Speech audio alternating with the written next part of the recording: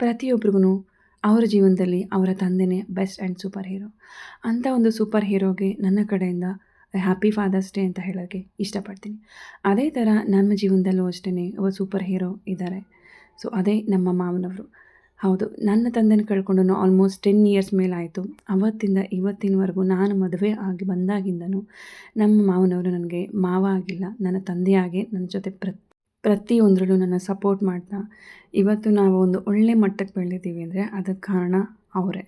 So ಅಂಥ ಒಂದು super ಹೀರೋಗೆ ನನ್ನ ಕಡೆಯಿಂದ ಹ್ಯಾಪಿ ಫಾದರ್ಸ್ ಡೇ ಅಂತ ಹೇಳ್ತಾ, ನಿಮ್ಮ ಜೀವನದಲ್ಲೂ ಇದೇ ಥರ ಒಬ್ಬ ಲೈಫಲ್ಲಿ ಸೂಪರ್ ಹೀರೋ ಇದ್ದೇ ಇರ್ತಾರೆ.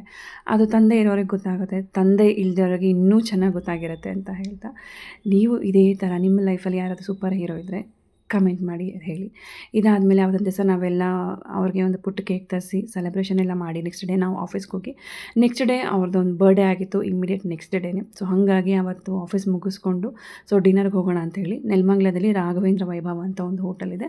ನಿಜವಾಗ್ಲೂ ತುಂಬಾ ಚೆನ್ನಾಗಿದೆ ಟೇಸ್ಟ್ ವೈಸು. ಪ್ರತಿಯೊಂದು ಸಲ ನಾನು ಆಲ್ಮೋಸ್ಟ್ ಸುಮಾರು ಸಲ ಹೋಗಿದ್ದೀನಿ, ತುಂಬ ಚೆನ್ನಾಗಿದೆ.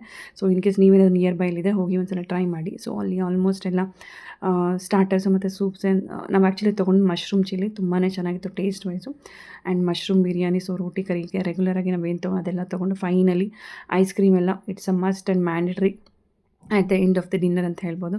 ಸೊ ಅದೆಲ್ಲ ತೊಗೊಂಡು ಆಲ್ಮೋಸ್ಟ್ ಮಳೆ ಬರೋ ಥರ ಇತ್ತು. ಸೊ ಹಾಗಾಗಿ ಐಸ್ ಕ್ರೀಮ್ನ ಪಾರ್ಸೆಲ್ ತೊಗೊಂಡು ಮನೆಗೆ ಹೋಗಿ ಎಂಜಾಯ್ ಮಾಡಿದ್ವಿ. ಮತ್ತು ನಾನು ನಿಮಗೆ ನೆಕ್ಸ್ಟ್ ವೀಡಿಯೋದಲ್ಲಿ ಸಿಗ್ತೀನಿ. ಬಾಯ್.